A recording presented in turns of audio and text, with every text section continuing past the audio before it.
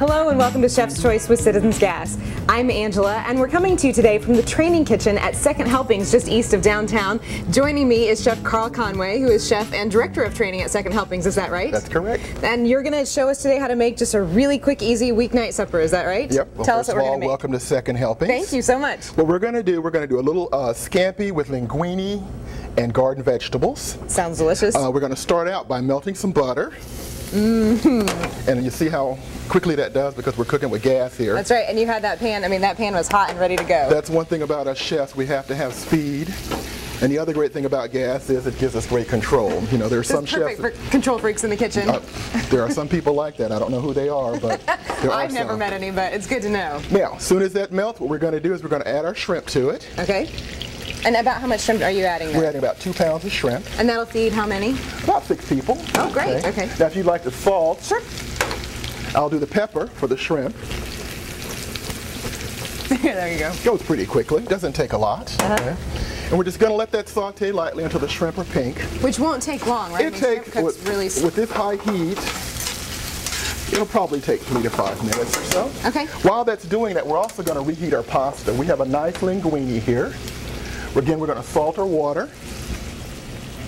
The only chance we have to actually season our pasta is to salt the water. So we've got boiling water here. We're just going to add our pasta to it. Once our shrimp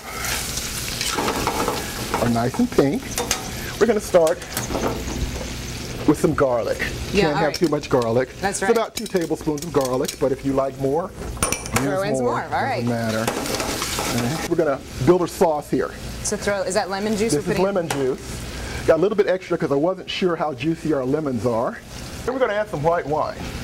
Now I say a dry white wine, but the key is never cook with any wine that you would not drink. All right. So. And when I was making this recipe, I called up my friend Jill Dittmeyer at Mass Ave Wine Shop, and she recommended that. So we're going to have a sip of that. Sounds great. With our meal. All right, so you wouldn't recommend those little cooking wines that you see in the grocery store? No. No, those I would not. Not potable.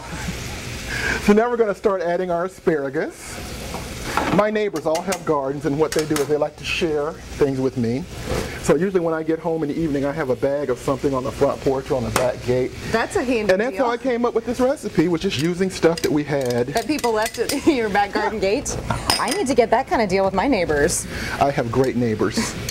Once your vegetables start to soften, all we're going to do now is take our pasta, and we're going to finish cooking our pasta with our shrimp and with our sauce. So it all just goes in one big pot like that? Goes in one big pan, just like that. Now once we've got all that in there, we're going to add the zest of the lemon that we juiced. For a little brightness right there at the end? Just a little bit of acid right there. We're going to add some fresh chopped parsley. And my favorite. And some crushed red pepper flake. Not too much of it. Not too much of it. But to taste, if you liked it a little spicier, you could. If you like it a little bit spicier, then you add a little bit more to it. Okay? And all we're going to do is just lightly toss that all together. That looks terrific. And your meal is finished. Now, it was just that quick. I'm going to plate it up for you. And you get to do the honors of tasting. And you can grab a fork over there. I certainly will. And of course, the wine that goes with it. Can't have good pasta without wine. Without a glass of wine. Well, I appreciate you've thought of everything. Everything. I appreciate. Okay, I'm going to dive in here. While I do, tell us a little bit about Second Helpings. It's a very interesting place. Well, we are a community kitchen. We're a private nonprofit. We've been around since 1998.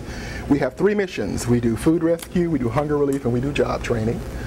We rescue excess food from establishments all over the city, but that's perfectly good food that will be thrown away. We use it to prepare nutritious meals to feed hungry people. We serve about 60 different agencies in the city. We feed about 3,000 people every day. And what we do here in the kitchen is we have a culinary school. We teach unemployed and underemployed adults how to cook, and we help them get jobs. We've graduated over 400 people so far. Wow. And our average is about 90% being employed within 30 days of graduation, so we're real proud of that. That's fantastic. Yep. And so is this, I have to say. So I'm going to enjoy a little sip of wine here. And thank you so much, Chef Carl, for showing us how to make this beautiful pasta dish. That's it for us today here on Chef's Choice with Citizens Gas. But don't forget, you can watch our episodes anytime. Just go to citizensgas.com or Comcast Video on Demand. Thank you again, Chef Carl, for being with us. Here. We'll see you next time on Chef's Choice with Citizens Gas.